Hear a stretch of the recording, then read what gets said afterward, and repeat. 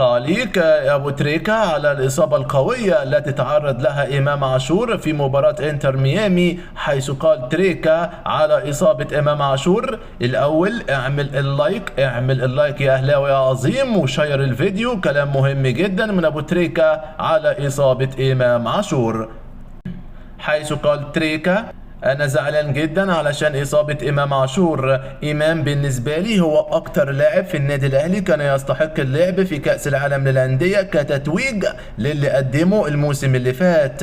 إمام كان سوبر ستار الموسم حرفيا، ولو في بطولات اتحققت وتحديدا لقب الدوري فكان له نصيب الأكبر في تحقيقها.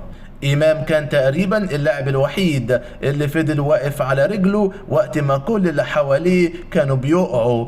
إمام قبل الماتش بتاع إنتر ميامي بساعات كانت ارتفعت قيمته السوقية لأعلى رقم ليها علشان تبقى 4 مليون يورو، ويكون أعلى تاني لاعب داخل القارة. الكرة قاسية جدا على إمام في توقيت زي ده، بس أنا واثق إن إمام هيرجع وبسرعة وهيكمل رحلته في تحقيق البطولات وكتابة التاريخ اللي اختار النادي الأهلي علشان يكتبه.